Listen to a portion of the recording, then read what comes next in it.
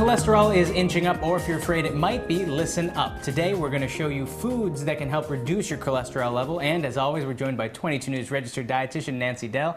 Nancy, thanks so much for letting us into your home. You're welcome. So Nancy, you brought with you today a lot of foods that can help us lower our cholesterol.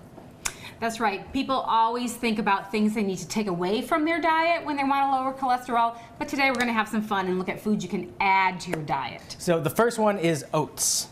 The first one is oats. The University of Toronto actually added things to people's diet and found that they could lower their LDL, bad cholesterol, 40% if they added them all. You don't have to add them all, but whatever ones you like, it'll certainly help. So with your oats, in the study they use about a half a cup of oat bran a day, or you could use a cup of oatmeal, or a couple slices of oat bran bread if you want to, and it can lower it approximately 4%.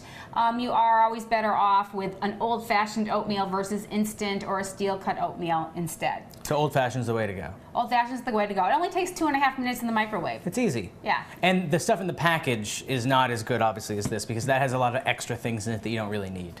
Right, it has added sugar usually, but also the way the oats are processed, it gets digested a little more quickly. This will have a little better effect. Now, Nancy, before we continue, a lot of people out there might not know LDL, HDL, those are the two kinds of cholesterol. What do they represent? The LDL is your bad cholesterol. That's easy to remember because think L. You want it low, it's lousy. Okay. Your HDL is your good cholesterol. H, you want it high, and you're happy when it's high. Okay. So that's how you can remember.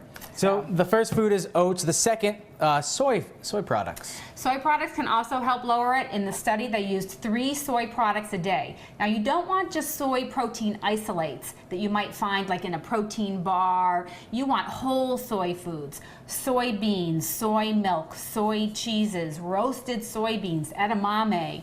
And if you include 3 of those a day, again, it will vary person to person how much it can lower it, but somewhere around 2 to 4%. That's not bad. Now, the next one is psyllium. Am I pronouncing that right? Psyllium seeds. Okay. People commonly know this as Metamucil, but you can also buy psyllium seeds.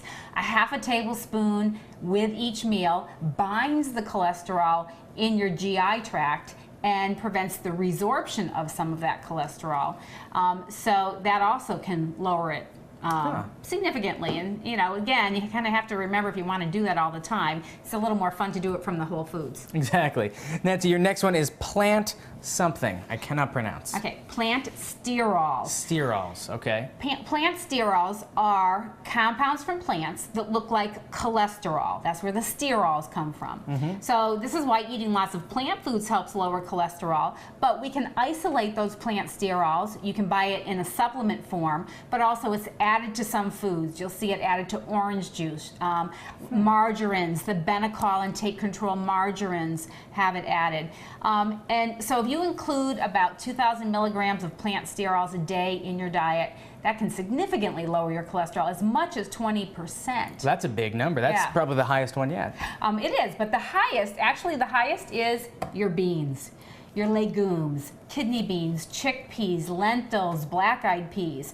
A half a cup a day can lower it about 8%, lower the LDL cholesterol 8%. But wow. 1 cup a day can lower it 24%. That is tremendous. Yeah, that's probably the most effective of everything. And similarly, barley also helps a lot too. It's kind of like a bean, it's a grain, right? It's a grain, and in the study with the University of Toronto, they only used 1/3 of a cup of barley per week. So you could add it to soups, you could have it as a side dish, and that significantly helped as well. One thing they didn't do in the study was use tea, but some new research does show that having 4 cups of tea a day can lower that LDL cholesterol 7%.